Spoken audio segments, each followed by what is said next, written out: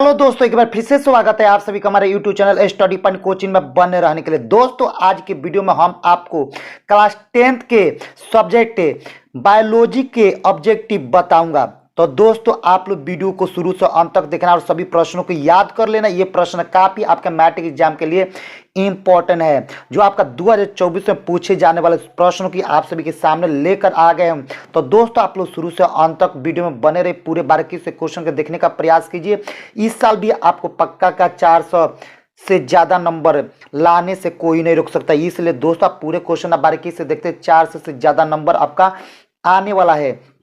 तो दोस्तों, वीडियो में लगातार बने रहिए। तो चले दोस्तों, हम वीडियो को स्टार्ट करते। वीडियो को स्टार्ट करने से पहले आप सभी को बता देते कि आप इस चैनल पर पहली बार होंगे तो प्लीज आप लोग चैनल को सब्सक्राइब कर लीजिए, बेल घंटी को ऑन कर लीजिए, ताकि नए नए वीडियो के नोटिफिकेशन सबसे पहले आपके पास तक पहुंच सके। अगर नए नए वीडियो के नोटिफिकेशन पाना चाहते हैं तो सबसे पहले आपको चैनल को सब्सक्राइब करना होगा और बेल घंटी को ऑन कर लेना, और वीडियो को एक लाइक कर देना। वीडियो को अधिक से अधिक संख्या में शेयर करना, ताकि आपका भी चाचा चाची काका मौसिया मौसी के लड़का भी वो इस वीडियो की सहायता से पढ़कर वो भी अपना बिहार बोर्ड मैट्रिक एग्जाम की तैयारी करके मैट्रिक में 400 से ज़्यादा नंबर वो भी ला सके।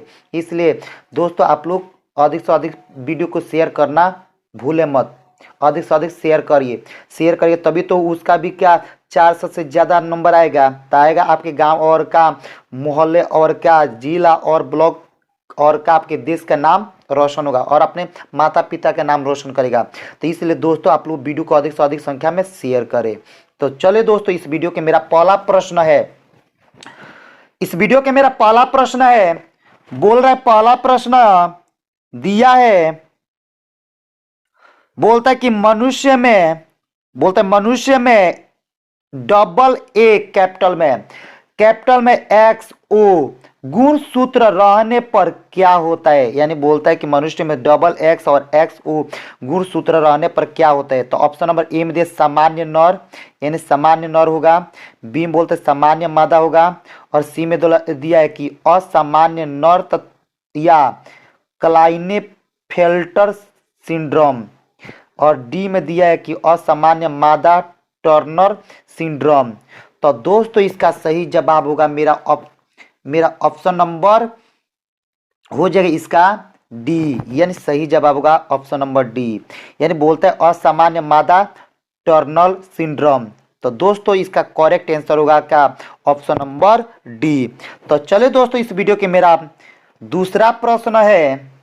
तो दूसरा प्रश्न दिया है कि मनुष्य में double A double X Y गुणसूत्र पाए जाने पर कौन सा लक्षण उत्पन्न होता है। यानी पहला प्रश्न है कि मनुष्य में double A double X Y गुणसूत्र पाए जाने पर कौन सा लक्षण उत्पन्न होता है। तो ऑप्शन ए में दिया है टर्नर सिंड्रोम, बी में दिया है क्लाइनफेल्टर सिंड्रोम, सी में दिया है कुशिंग सिंड्रोम, और डी में दिया है डाउन सिंड्रोम। तो दोस्तों, इसका सही जवाब होगा मेरा ऑप्शन नंबर बी, क्या जगह बी, यानी कलाई सिंड्रोम। तो दोस्तों, इसका सही जवाब होगा मेरा ऑप्शन नंबर सी, क्या जगह इसका सही जब ऑप्शन नंबर बी हो जाएगा, क्या जगह option number B, correct answer हो जाएगा क्या ऑप्शन नंबर बी, यानी बोलता है क्लाइनेफेल्टर सिंड्रोम। तो चले दोस्तों, इस वीडियो के मेरा तीसरा प्रश्न होगा, बोलता है इनमें किसने सर्वप्रथम विकासवाद का सिद्धांत दिया। बोलता है इनमें, इस वीडियो के मेरा तीसरा प्रश्न है, बोलता है इनमें किसने सर्वप्रथम विकासवाद का सिद्धांत दिया। तो ऑप्शन नंबर ए में दिया है डार्विन, बी में दिया है वेलेस, और सी में दिया है हिकेल, और डी में दिया है लैमार्क। तो दोस्तों, इसका सही जवाब होगा मेरा ऑप्शन नंबर डी, क्या जगह डी, यानी लैमार्क, क्या जगह ऑप्शन नंबर डी, यानी लैमार्क। तो चले दोस्तों, इस वीडियो के मेरा चौथा प्रश्न होगा, बोलता है विकास का कच्चा माल किसे कहा जाता है। यानी विकास का कच्चा माल किसे कहता है। तो ऑप्शन नंबर ए में दिया विभिन्नताओं को, बी में दिया उत्परिवर्तन को, और सी में दिया पुनर्विन्यास को, और डी में दिया है पारगमन को। तो दोस्तों इसका सही जवाब होगा ऑप्शन नंबर बी, यानी उत्परिवर्तन को, यानी उत्परिवर्तन। तो चले दोस्तों, इसके बाद मेरा इस वीडियो के 5वां प्रश्न है, बोलता है मनुष्य का सबसे पुराना पूर्वज कौन है, यानी मनुष्य का सबसे पुराना पूर्वज कौन है। तो मनुष्य के सबसे पुराना पूर्वज कौन है। तो ऑप्शन नंबर ए में दिया कि रामापिथेकस, बी में बोलते हैं ऑस्ट्रेलोपिथेकस, और सी में दिया है होमो इरेक्टस हिरेकट से, और डी में दिया है होमो सैपियंस से। तो दोस्तों इसका सही जवाब होगा रामापिथेकस से, यानी ऑप्शन नंबर ए। तो चले दोस्तों, इसके बाद क्वेश्चन नंबर, इस वीडियो के मेरा 6ठा प्रश्न है, बोलता है कि पुनरावृत्ति का सिद्धांत किसने दिया, यानी पुनरावृत्ति का सिद्धांत किसने दिया। तो ऑप्शन नंबर ए में दिया कि स्पेंसर, और बी में दिया वेलेस, और सी में दिया डार्विन, और डी में दिया हिकेल। तो दोस्तों इसका सही जवाब होगा मेरा option number D, option number D, यानी हिकेल। यानी बोलते हैं पुनरावृत्ति का सिद्धांत किसने दिया, तो हिकेल ने दिया। किसने दिया, हिकेल ने दिया, ऑप्शन नंबर डी।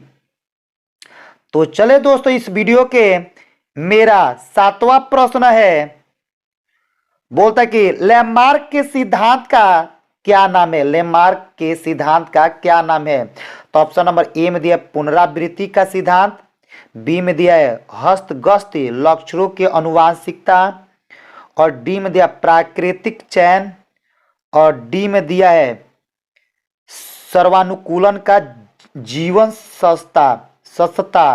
तो दोस्तों इसका सही जवाब होगा मेरा ऑप्शन नंबर बी, क्या जगह बी, यानी हस्तगत लक्षणों की आनुवंशिकता।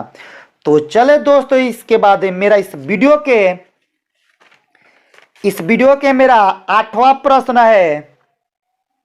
दोस्तों आप लोग के काफी इस चैनल पर अपलोड क्वेश्चन होता है, काफी इंपॉर्टेंट क्वेश्चन होता है, वीवीआई क्वेश्चन क्या अपलोड होता है। इसलिए दोस्तों आपको भी इस साल भी क्या करना है, 400 से ज्यादा नंबर लाना है। तो 400 से ज्यादा नंबर लाने से कोई नहीं रोक सकता है। दोस्तों आप लगता है वीडियो में बने रहे, पूरे बारीकी से क्वेश्चन को देखने का प्रयास कीजिए, पूरा स्टेप बाय स्टेप वीडियो को देखिए, स्किप कर करके वीडियो देखिएगा तो आपका 400 से ज्यादा नंबर नहीं आ सकता है। तो दोस्तों अगर 400 से ज्यादा नंबर लाना चाहते हैं तो आपको वीडियो को पूरा स्टेप बाय स्टेप देखना पसंद कीजिए।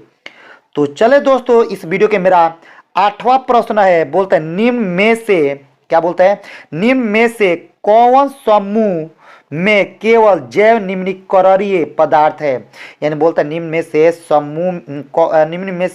समूह में कौन जैव निम्नीकरणीय पदार्थ है। तो ऑप्शन नंबर ए में दिया घास, पुष्प तथा चमड़ा, और बी में दिया है घास, लकड़ी तथा प्लास्टिक, सी में दिया फलों के छिलके केक एवं नींबू का रस, और डी में दिया केक, लकड़ी एवं घास। तो दोस्तों इसका सही जवाब होगा मेरा ऑप्शन नंबर बी, यानी घास, लकड़ी तथा प्लास्टिक।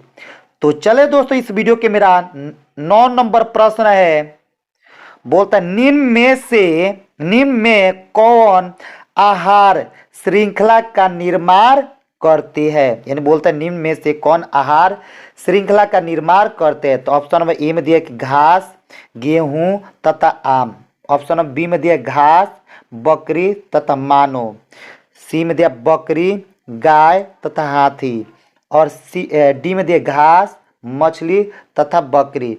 तो दोस्तों इसका सही जवाब होगा मेरा ऑप्शन नंबर बी, यानी घास, बकरी तथा मानव, यानी घास को बकरी खाएगी, बकरी को मानव खाएगा।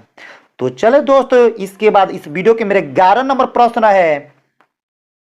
11 नंबर प्रश्न है कि निम्न में से कौन पर्यावरण मित्र व्यवहार कहलाते हैं। बोलते हैं निम्न में से कौन पर्यावरण मित्र व्यवहार कहलाते हैं। तो ऑप्शन नंबर ए में दिया कि बाजार जाते समय के लिए कपड़े का थैला ले जाना, बी नंबर में दिया है कि कार्य समाप्त हो जाने पर लाइट तथा पंखे के स्विच बंद कर देना, सी में दिया है कि स्कूटर पर जाने के बजाय विद्यालय पैदल जाना, डी में दिया उपयुक्त सभी। तो दोस्तों इसका सही जवाब होगा ऑप्शन नंबर डी, यानी उपयुक्त सभी।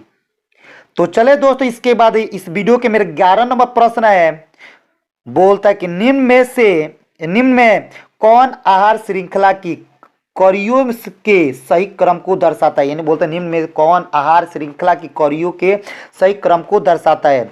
यानी ऑप्शन नंबर ए में दिया घास, मेढक, मेढक के बाद टिंडा, टिंडा के बाद सांप, सांप के बाद बाज। तो अब बी में दिया ऑप्शन टिंडा घास, घास मेढक, मेढक को सांप, सांप को बाज। और सी में दिया घास टिंडा, इसके बाद टिंडा से मेढक, मेढक से सांप, सांप से बाज। और डी में दिया घास टिंडा सांप मेढक बाज। तो दोस्तों इसका सही जवाब होगा मेरा ऑप्शन नंबर सी, यानी घास को टिंडा खाएगा, टिंडा को मेढक खाएगा। टिंडा किसको बोलते हैं? छोटे छोटे कीड़े मकोड़े को बोला जाता है। तो घास छोटे छोटे कीड़े मकोड़े खाते हैं। और छोटे छोटे कीड़े मकोड़े के कौन खाता है? मेढक खाता है। और मेढक को कौन खाता है? सांप खाता है। सेब को कौन कौन खाता है? बाज। अगर घास को हम यहाँ से गायब कर देंगे, खत्म कर देंगे, ये पूरे का ये जीव मर जाएंगे भोजन बिना। तो चले दोस्तों, इस वीडियो के मेरा 12वां प्रश्न है। 12 नंबर प्रश्न दिया कि निम्नलिखित में से कौन सा पदार्थ जैव अनिम्नीकरणीय है। यानी बोलते निम्नलिखित में से कौन सा पदार्थ जैव अनिम्नीकरणीय है। तो ऑप्शन ए में दिया कागज, बी में दिया चमड़ा, और सी में दिया सूती कपड़ा, डी में दिया अमार्जक। तो दोस्तों इसका सही जवाब होगा मेरा ऑप्शन नंबर डी, यानी अमार्जक। तो चले दोस्तों, इस वीडियो के मेरा 13 नंबर प्रश्न है। बोलता ओजोन परत को सर्वाधिक हानि पहुंचने वाला पदार्थ है। यानी ओजोन परत को सर्वाधिक हानि पहुंचने वाले पदार्थ है। तो ऑप्शन नंबर ए में दिया कार्बन डाइऑक्साइड, और बी में दिया धूल, और सी में दिया पर ऑक्सी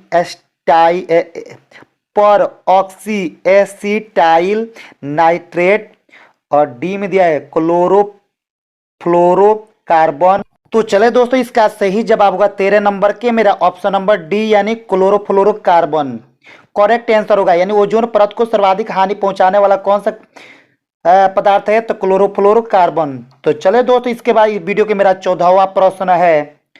बोलता है निम्न में से कौन सा दिन अंतर्राष्ट्रीय ओजोन के रूप में मनाया जाता है। यानी बोलता है कि निम्न में से कौन सा दिन अंतर्राष्ट्रीय ओजोन के रूप में मनाया जाता है। तो ऑप्शन नंबर ए दिया 5 जून, ऑप्शन दिया क्या है? ए 5 जून, बी दिया कि 22 अप्रैल, सी में दिया कि 16 सितंबर, और डी में दिया है 3 दिसंबर। तो दोस्तों इसका सही जवाब होगा मेरा ऑप्शन नंबर सी, यानी 16 सितंबर। यानी हम 16 सितंबर को क्या करते हैं? अंतर्राष्ट्रीय ओजोन के रूप में मनाया जाता है। अंतर्राष्ट्रीय ओजोन क्या 16 सितंबर को ही मनाया जाता है। तो चले दोस्तों, इस वीडियो के मेरा 15 नंबर प्रश्न है। 15 नंबर प्रश्न दिया कि अपशिष्टों के प्रबंध में, यानी अपशिष्टों के प्रबंध में कौन सी बात महत्वपूर्ण है। यानी प्रश्न बोलते हैं अपशिष्टों के प्रबंधन में कौन सी बात महत्वपूर्ण है। तो ऑप्शन नंबर ए में दिया अपशिष्ट पदार्थों की मात्रा में कमी, बी बोलते हैं अवशेषों का पुनरुपयोग एवं पुनःचक्रण, और सी में दिया ठोस अपशिष्टों का निस्तारण, और डी में दिया उपयुक्त सभी। तो दोस्तों इसका सही जवाब होगा मेरा ऑप्शन नंबर डी, यानी उपयुक्त सभी।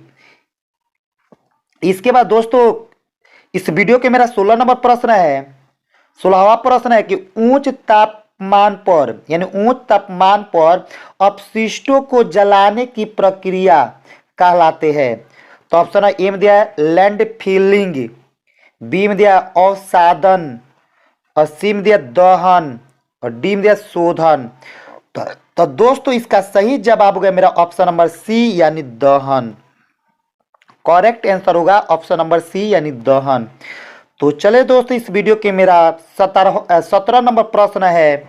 बोलते 2001 की जनगणना के अनुसार भारत की आबादी है, यानी 2001 की जनगणना के अनुसार भारत की आबादी है। ऑप्शन नंबर ए में दिया 6 अरब, ऑप्शन नंबर बी में दिया 7 अरब, ऑप्शन नंबर सी में दिया 1 अरब से कुछ ज़्यादा, ऑप्शन डी में दिया उपयुक्त में से कोई नहीं। तो दोस्तों इसका सही जवाब होगा ऑप्शन नंबर सी, यानी 1 अरब से कुछ ज्यादा। यानी 2001 की जनगणना के अनुसार भारत की जो आबादी हुआ था 1 अरब से कुछ ज्यादा हुआ था। तो चले दोस्तों, इस वीडियो के मेरा 18 नंबर प्रश्न है। तो दोस्तों इस वीडियो के मेरा 18 नंबर प्रश्न है, बोल रहा है यहाँ पर कि संपोषणीय विकास के सिद्धांत के बोलता है प्रश्न है कि संपोषणीय विकास के सिद्धांत के अंतर्गत आते हैं। तो ऑप्शन में ए बोलता है कि संसाधनों के अति उपयोग में कमी लाना, बी बोलता है संसाधनों का पुनः उपयोग एवं पुनः चक्र, और सी में दिया है नवीकरणीय संसाधनों का ज्यादा से ज्यादा व्यवहार, और डी में दिया उपयुक्त सभी। तो दोस्तों इसका सही जवाब का ऑप्शन नंबर डी यानी उपयुक्त सभी। तो चले दोस्तों, इस वीडियो के मेरा 19 नंबर प्रश्न है। 19 नंबर प्रश्न है, बोलते कि भारत की राष्ट्रीय वन नीति के अनुसार देश के कितने प्रतिशत क्षेत्र में वन होना चाहिए। तो ऑप्शन नंबर ए में दिया 23%, बी में दिया 33%, और सी में दिया 19%, और डी में दिया 12%। तो दोस्तों इसका सही जवाब होगा मेरा ऑप्शन नंबर बी यानी 33%।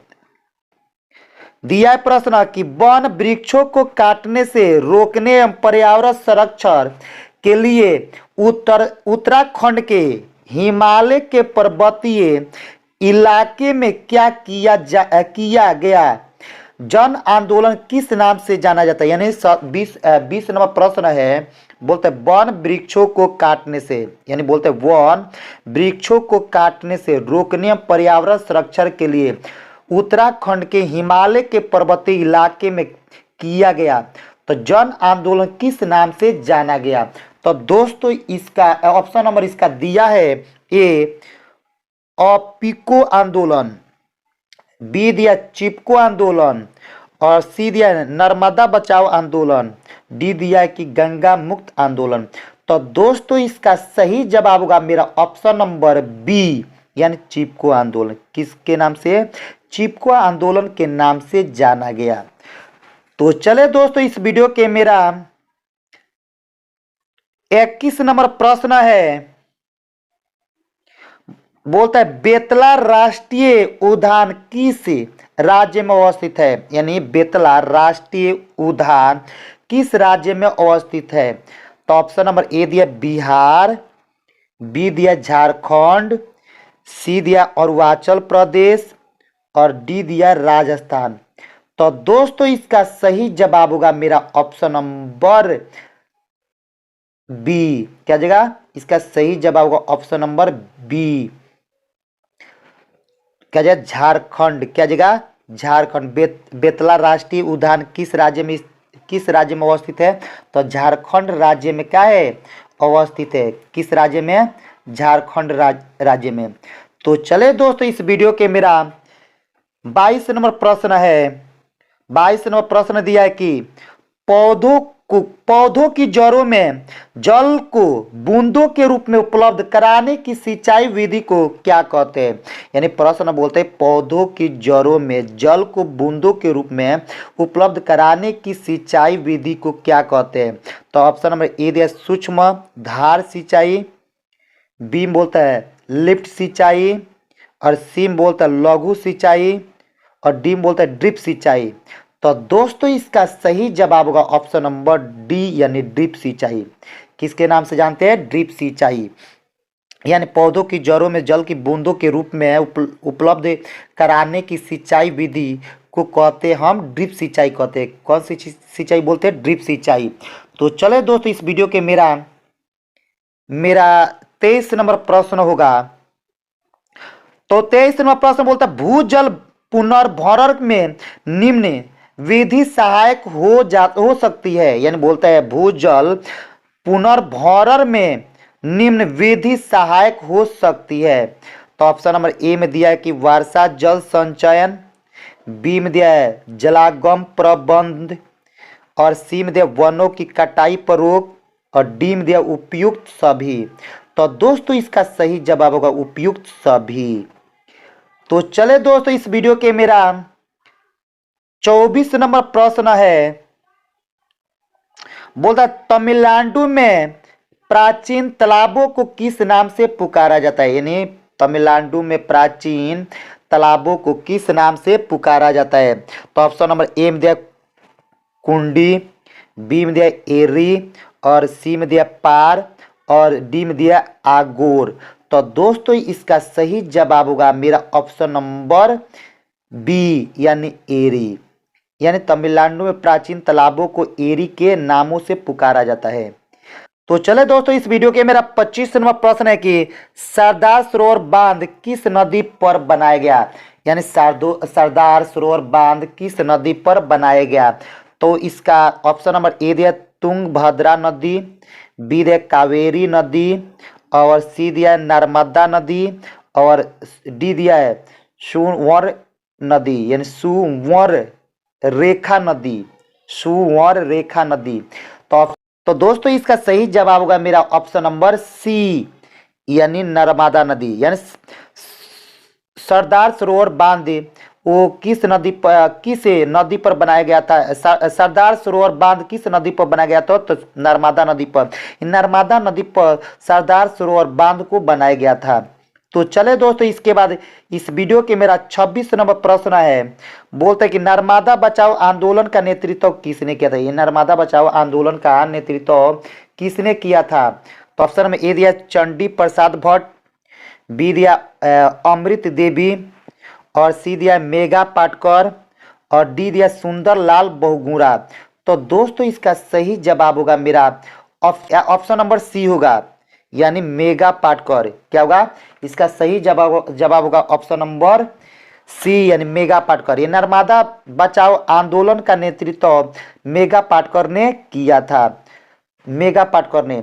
तो चले दोस्तों, इस वीडियो के मेरा 27 नंबर प्रश्न है। 27 नंबर प्रश्न दिया है कि कोयला और पेट्रोलियम किस तरह की ऊर्जा के स्रोत है। यानी कोयला और पेट्रोलियम किस तरह की ऊर्जा के स्रोत है।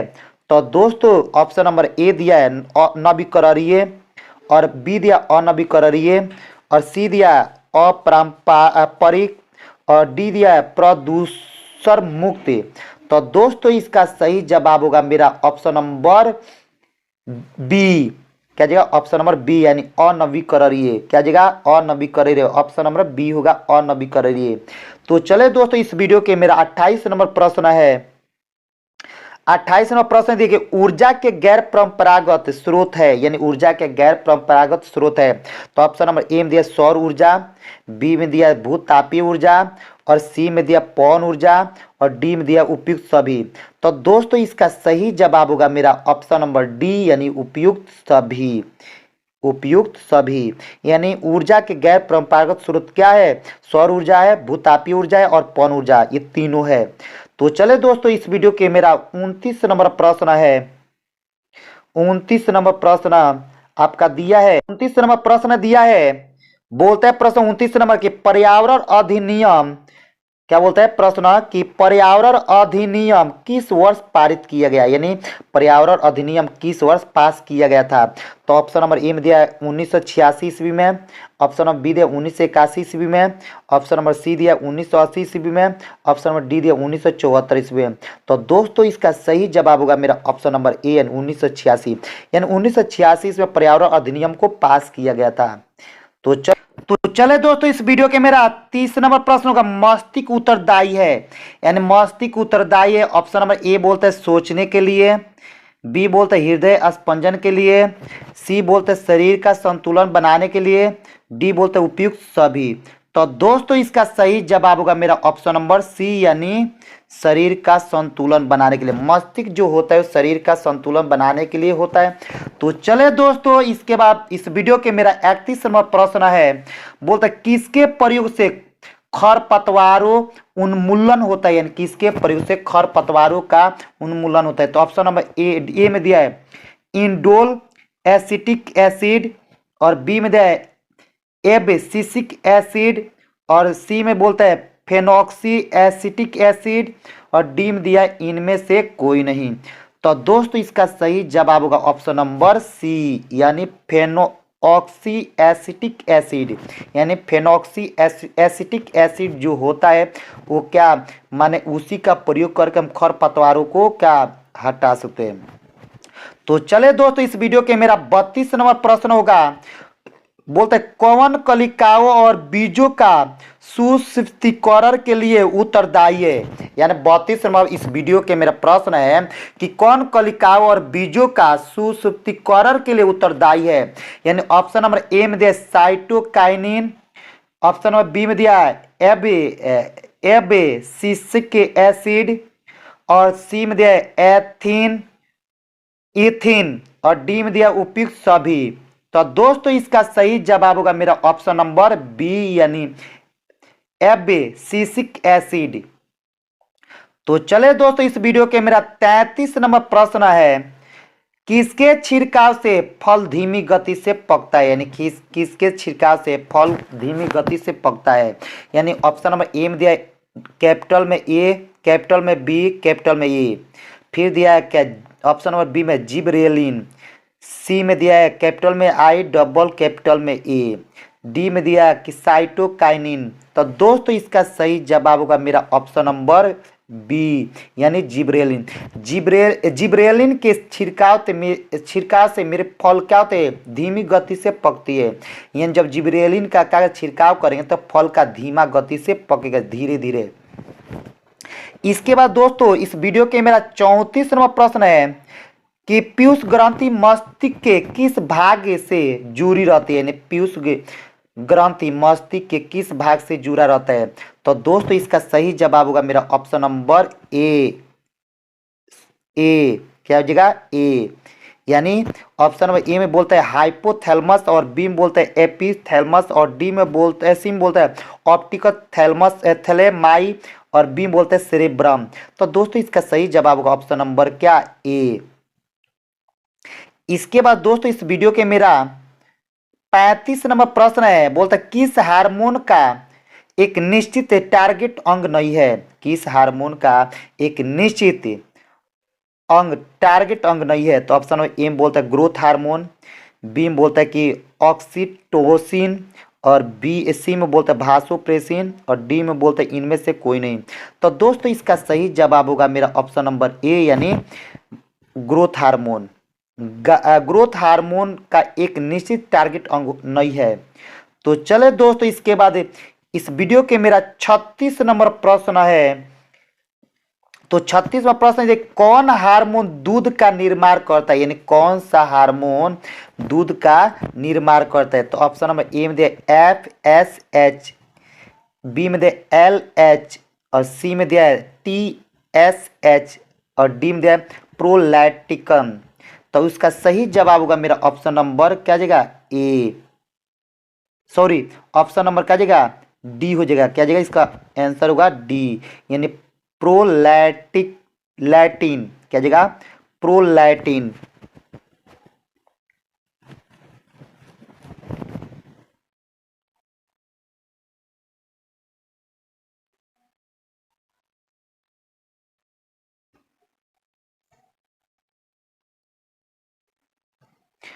तो चले दोस्तों इस वीडियो के मेरा 37वां प्रश्न होगा।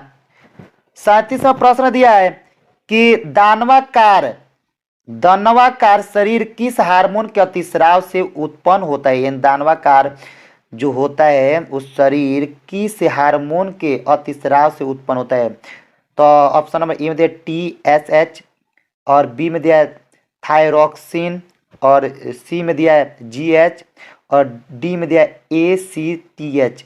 तो दोस्तों इसका सही जवाब होगा मेरा ऑप्शन नंबर सी, यानी बोलता है GH। इसके बाद इस वीडियो के मेरा 38 नंबर प्रश्न है, बोलता है इनमें से किस हार्मोन को मानव शरीर के लिए निरर्थक माना जा सकता है। मैंने बोलता है इनमें से किस हार्मोन मैंने बोलता है किस हार्मोन को मानव शरीर के लिए निरर्थक माना जा सकता है। तो ऑप्शन नंबर ए में दे FSH, बी में बोलता है ACTH, और सी में बोलता है TSH, डी में बोलता है MSH। तो दोस्तों इसका सही जवाब होगा मेरा ऑप्शन नंबर डी। क्या जगह ऑप्शन नंबर डी यानी MSH। तो चले दोस्तों इस वीडियो के मेरा 39 नंबर प्रश्न होगा।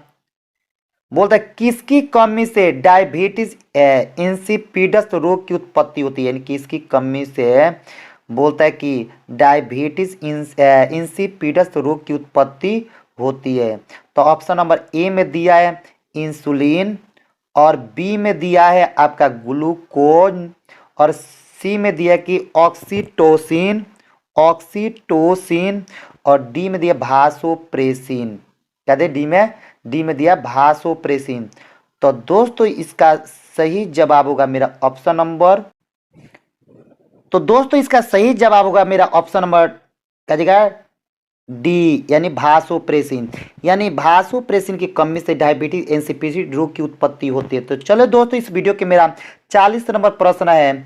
बोलता है किसकी कमी से डायबिटीज मेलिटस रोग की उत्पत्ति होती है। तो ऑप्शन नंबर ए में दिया इंसुलिन, बी में दिया ग्लूकागॉन, और सी में दिया ऑक्सीटोसिन, और डी में दिया भासोप्रेसिन। तो दोस्तों इसका सही जवाब होगा मेरा ऑप्शन नंबर ए यानी इंसुलिन। इंसुलिन की कमी से डायबिटीज मेलिटस रोग की उत्पत्ति होती है। तो चले दोस्तों इस वीडियो के मेरा 41 नंबर प्रश्न है। बोलता है कि इनमें से किसकी कमी से एडिशन की बीमारी होता है। तो ऑप्शन नंबर ए में बोलता है कि एल्डोस्टेरोन या मेरेलोन रिक्वायरस, बी में बोलता है कार्टिसोन और कार्टिसोल, सी में बोलता है थायरोक्सिन, और डी में बोलता है वृद्धि हार्मोन। तो दोस्तों इसका सही जवाब होगा ऑप्शन नंबर ए यानी एल्डोस्टेरोन या म्यूरेलोन रिक्वायरस।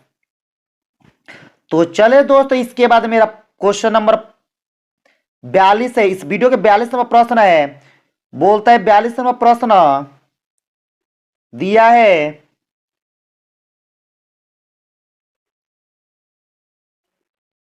42 नंबर प्रश्न दिया है इस वीडियो के।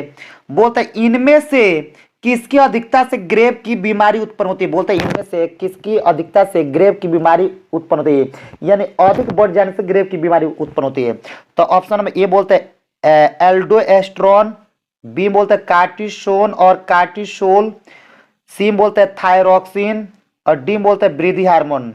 तो दोस्तों इसका सही जवाब होगा ऑप्शन नंबर सी यानी थायरोक्सिन।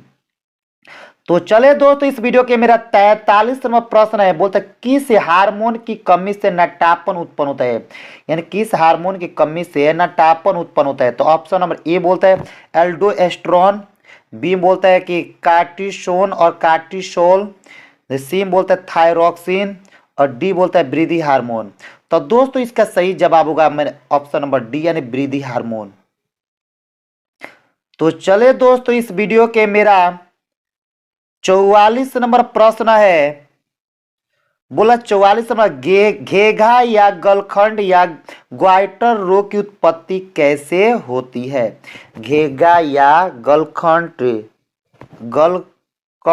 या ग्वाइटर की उत्पत्ति कैसे होती है। तो ऑप्शन नंबर ए में दिया TSH की कमी से, और बी बोलता है आयोडीन की कमी से, सी बोलता है कार्टिसोन की अधिकता से, और डी बोलता है एड्रेनलिन की अधिकता से।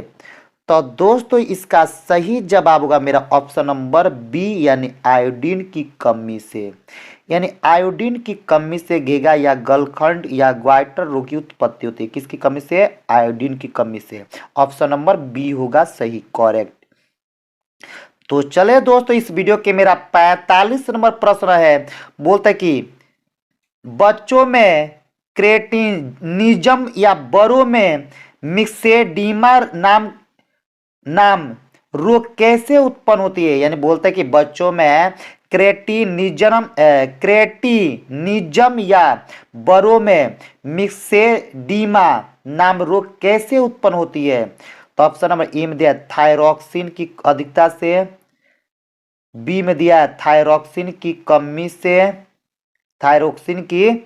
कमी से, और सी में दिया GH की अधिकता से, और आपका डी में दिया GH की कमी से। तो दोस्तों इसका सही जवाब होगा ऑप्शन नंबर बी यानी थायरॉक्सिन की कमी से।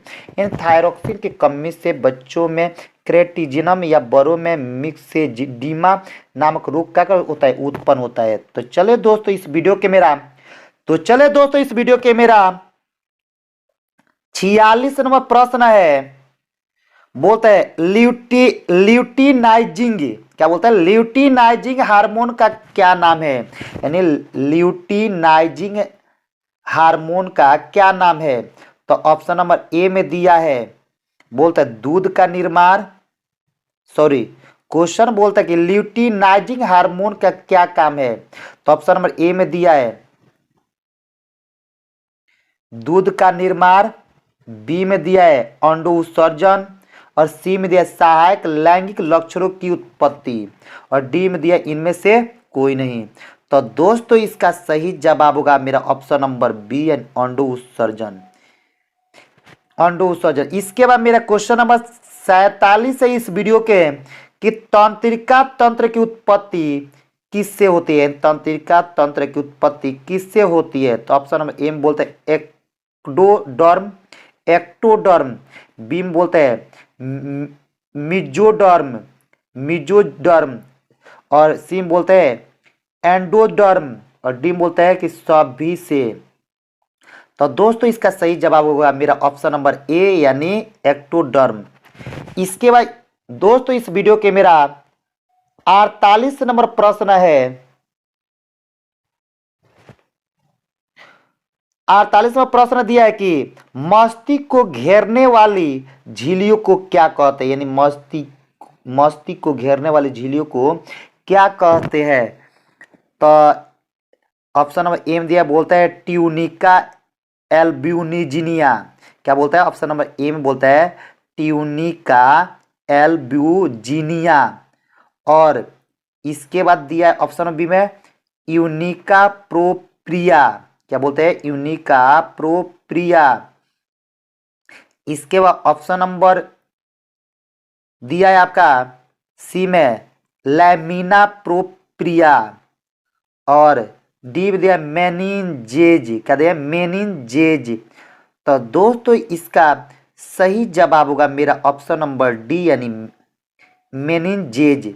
यानी मेनिनजेज होता है जो मस्तिष्क को घेरने वाले झिल्लियों को कहते, माने मस्तिष्क को घेरने वाली झिल्लियों को कहते हैं मेनिनजेज, क्या बोलते हैं, मेनिनजेज। इसके बाद क्वेश्चन नंबर मेरा इस वीडियो के 49 नंबर है, 49 नंबर प्रश्न है।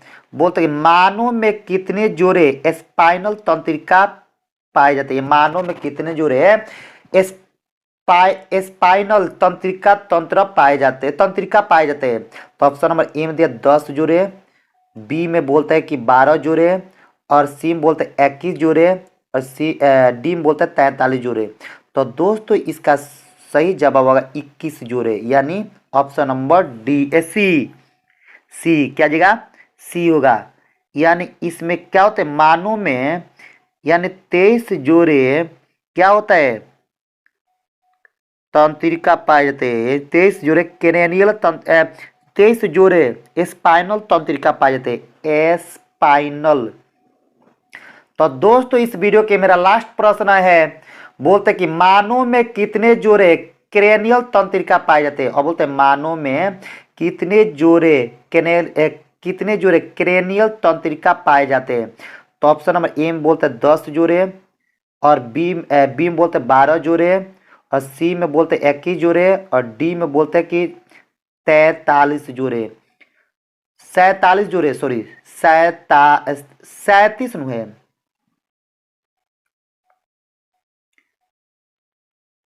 तो दोस्तों इस वीडियो के मेरा लास्ट प्रश्न है, बोलते हैं कि मानव में कितने जोड़े क्रेनियल तंत्रिका पाए जाते हैं। तो ऑप्शन नंबर ए में बोलता है 10 जोड़े, ऑप्शन नंबर बी में बोलता है 12 जोड़े, और सी में बोलता है 21 जोड़े, और डी में बोलता है 33 जोड़े। तो दोस्तों इसका सही जवाब होगा मेरा ऑप्शन नंबर बी यानी 12 जोड़े, ऑप्शन नंबर बी यानी 12 जोड़े। तो दोस्तों आप लोग के आज का क्लास कैसे लगा, आप लोग कमेंट करके जरूर बताइएगा। आप लोग के लिए काफ़ी हम क्या करते हैं, इंपॉर्टेंट क्वेश्चन इस चैनल पर अपलोड करते रहते हैं। तो आप लोग अभी तक चैनल पर पहली बार होंगे तो प्लीज़ आप लोग चैनल को सब्सक्राइब कर लीजिए, बेल घंटी को ऑन करें, वीडियो को लाइक करें, वीडियो को अधिक से अधिक संख्या में शेयर करिए। फिर मिलेंगे आप लोग से नेक्स्ट डे, तब तक जय हिंद जय भारत। दोस्तों आप लोग भी 400 नंबर लाने का वादा कीजिए, पूरे का 400 नंबर से कम नंबर लेकर आइए, 400 प्लस नंबर लाना है। फिर मिलेंगे आप लोग से नेक्स्ट डे, तब तक जय हिंद जय भारत।